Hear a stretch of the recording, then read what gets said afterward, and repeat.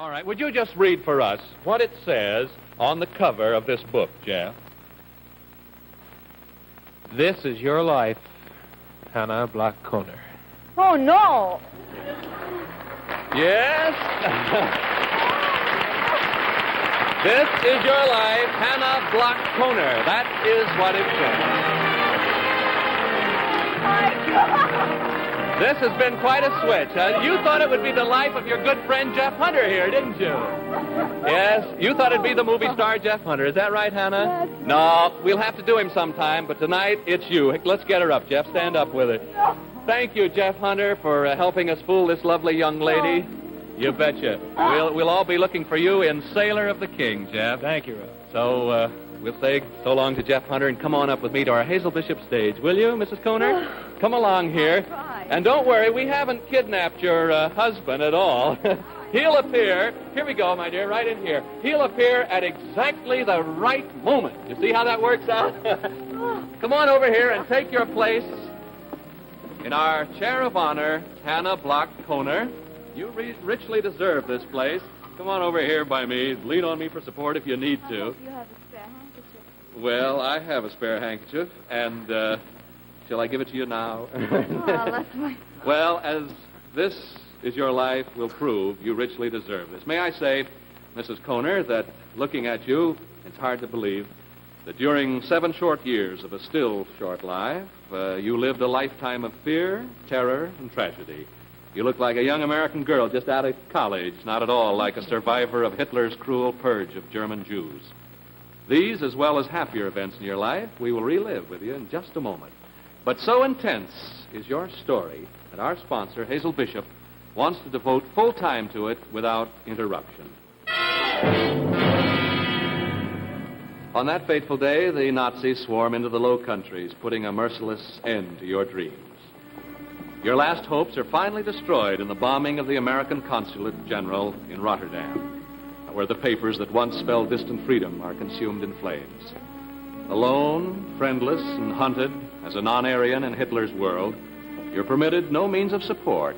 Shut out hopelessly from contact with the outside world, you meet and marry a young German refugee, Carl Benjamin. Through the Red Cross, you manage to get word to Walter, and it's the last word he has from you. For you, the refuge of marriage comes to an end on a cold winter night in 1943 when the Gestapo breaks into your room in Amsterdam. You and your husband are seized and shipped off to the concentration camp at Westerbork near the German border. That's where I first met Hanna. Oh, Eva. We spent about 8 months in that camp, and though it was very tough, it didn't compare with the camps that followed. You recognize that voice, Hanna. It belongs to a girl who was your friend and companion in 4 concentration camps. Now, fate was kind to her, too, for she lives here in Hollywood now. Eva Hertzberg, now Mrs. Warner Florsheim. Oh, Eva, this is... Oh, you knew that all the time? Oh, my God. How they keep those things from me, I don't know. Were you and Hanna moved from that first camp together, Eva? Yes, together with a lot of others, we were packed into cattle cars and shipped off to Theresienstadt in Czechoslovakia. You practically passed through your hometown on that trip, Right. didn't you, Hanna? You could see it from the grill work of But the... it wasn't No. a nice homecoming. How long were you in this camp, Eva? Only a couple of weeks. Then we were sent off to the extermination camp at Auschwitz in Poland. You and Eva were fortunate. Others were not so fortunate, including your father and mother and your husband, Carl Benjamin. They all lost their lives at Auschwitz. You learned that your brother Gottfried was here at Auschwitz, too, didn't you, Hanna? Yes, well, that was fantastic. Through the underground, you got a message to him, didn't you? Oh, that was his birthday on the 15th of October. My name was called, and there stands a doctor. You know, you don't have names there. There are thousands of people. They just don't know you by name. We didn't even have a number. We weren't even important enough for that. There stands a man, also a prisoner, and he wouldn't believe that it was me, that I was my brother's sister, because I looked really so impossible. So anyway, he said that my brother's alive, and he lives in the same camp, only pretty far away, and He because sent there the was no birthday way. message. That's right. And But you didn't see him, did you? no, there was no way of seeing him. Where is your brother now? Well, he lives in Israel now. Well, Hanna, Bloch, Kohner, this is your life, safe and happy in the country of your adoption. There is but one prayer in your heart today. Now, we know that you and Walter have been saving up your money in the hope that someday you, Hanna, will be able to make the trip to see your brother in Israel.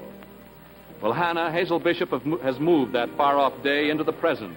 The last time you were in touch with Gottfried was in a Nazi concentration camp nearly 10 years ago. Now, here he is from Israel, your brother, Dr. Gottfried Bloch.